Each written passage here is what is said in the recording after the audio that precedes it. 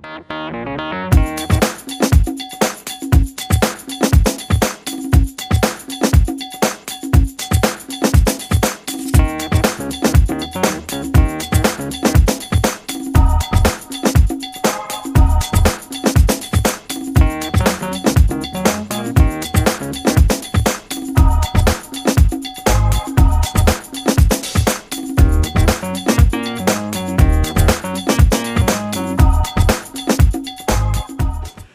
is with ARC TV, and here my good friend is here. He came through with Daniel Boone about 240 years ago, and he's tracing his great-great-great-great-granddad's steps through Tennessee, Southwest Virginia, on into Kentucky, all the way up to Boonesboro, and it's about 200 miles, give or take, depending on how you look at it.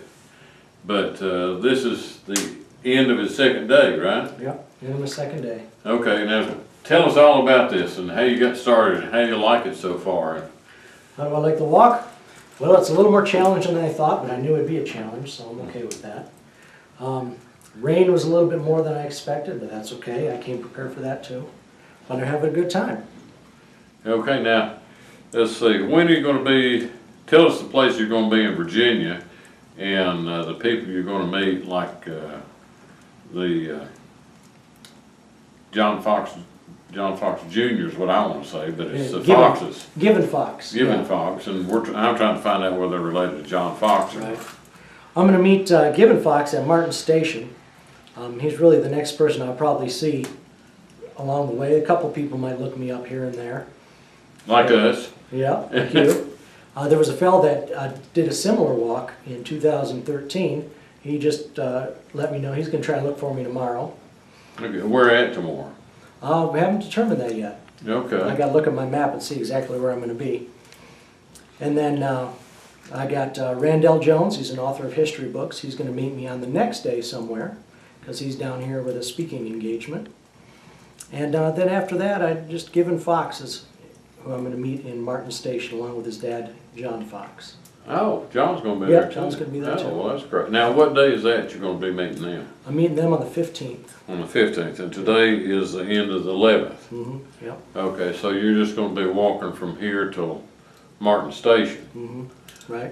Which is a prominent, I guess, station in that day and time. Right. That was the jumping off point into the real uncharted wilderness. Yeah, which your great-great-great-great-granddaddy helped. Actually, five. Five. Great-grandma. Yeah. Helped blaze the trail all the way to Boonesboro. Well, he didn't necessarily blaze it, but he was with Boone in '79 when Boone came back to the Yadkin Valley to fetch his family, who at the time thought he was dead. Right. So he went back down and got him and came back up in the fall of '79. And this was actually 3 years after James Boone and Henry Russell were killed in Lee County. They were killed in 1773.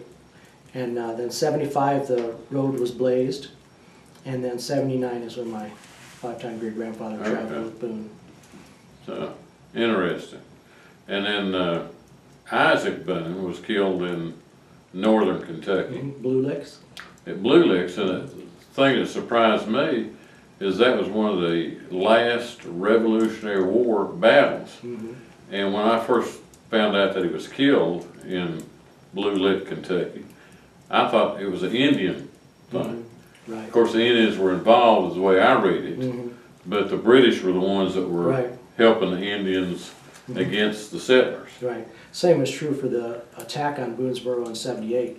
They call it the Indian Siege of Boonesboro, but actually there were many British dressed like Indians in amongst the group of Indians who helped attack that fort, but eventually failed.